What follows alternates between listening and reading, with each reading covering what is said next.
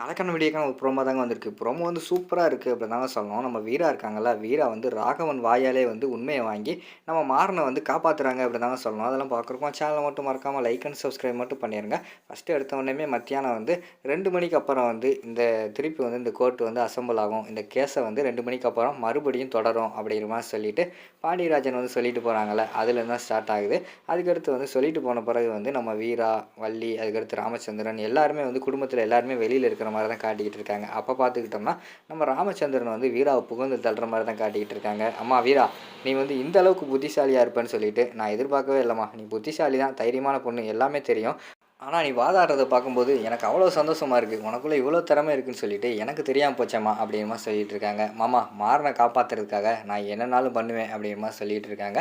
அங்கிட்டு பார்த்தா கண்மணி வந்து திரு திருன்னு முழிச்சுக்கிட்டு இருக்கிற மாரி தான் காட்டிக்கிட்டு இருக்காங்க. வள்ளி வந்து சொல்றாங்க, "எனக்கு நம்பிக்கை வந்துருச்சு வீரா. நீ வந்து கண்டிப்பா வந்து மாறன காப்பாத்திருவ.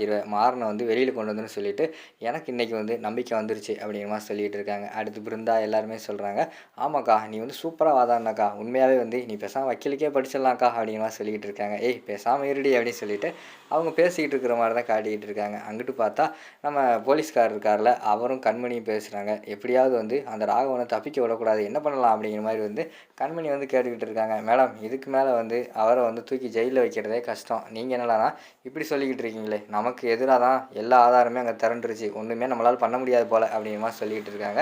"ஏதாவது பண்ணுங்க சார்" அப்படிங்கிற மாரி சொல்லிக்கிட்டு இருக்காங்க. "உங்களுக்கு சப்போர்ட் பண்ண வந்து கடைசியில எனக்கு தான் கெட்ட பேர் வரும்னு நெனைக்கிறேன்" அப்படின்னு சொல்லிட்டு அவர் சொல்லிக்கிட்டு இருக்கிற மாரி தான் காட்டுறாங்க. மத்தியானம் 2 மணி ஆயிடுது.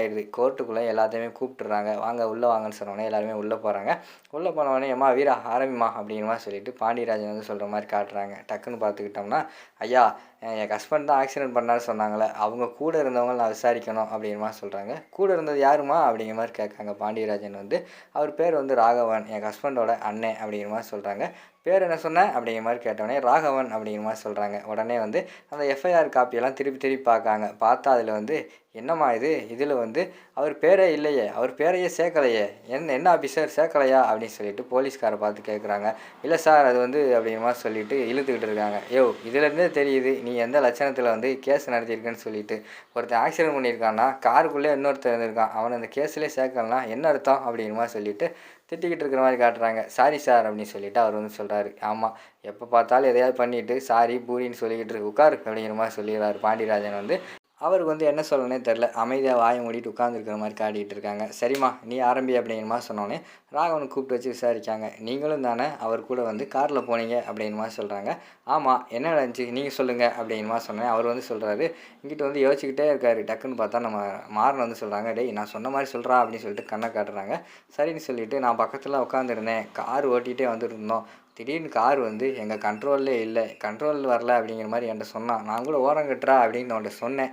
அதுக்குள்ள பார்த்துக்கிட்டோம்னா, இந்த சம்பவம் நடந்துருச்சு. சம்பவம் நடந்தோனையும் எங்களுக்கு வந்து ரொம்ப பயமாயிருச்சு. அந்த பயத்துல தான் அந்த இடத்துல இருந்து நாங்க தப்பிச்சு போயிட்டோம். ஆனா அதுக்கடுத்து தான் எங்களுக்கு வந்து நம்ம பண்ணது தப்பு கிடையாது. எப்படியாவது அவர வந்து காப்பாத்தணும் அப்படி சொல்லிட்டு மறுபடியும் அந்த இடத்துக்கு வந்தோம்.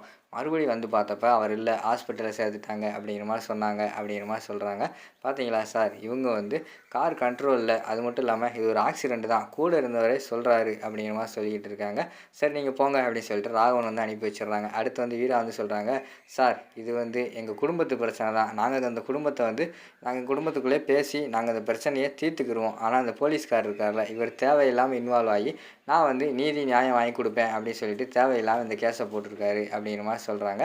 அடுத்து போலீஸ்காரர் பிடிச்சு திட்டுறாங்க. "ஏன்யா, ஊர்ல 1008 வேலை இருக்கு. அப்படி இருக்கும்போது அவங்களே சமாதானமாகி பங்காளி ஆயிட்டாங்க. அவங்க கிட்ட போய் வம்பு பண்ணிக்கிட்டு இருக்க. பேசாம இருக்க மாட்டியா நீ?" அப்படின்னு சொல்லிட்டு பாண்டியராஜன் வந்து அந்த போலீஸ்காரன் வந்து திட்டுறாங்க. "சாரி சார்" அப்படின்னு சொல்லிட்டு அவர் அமைதியாவே இருக்காரு.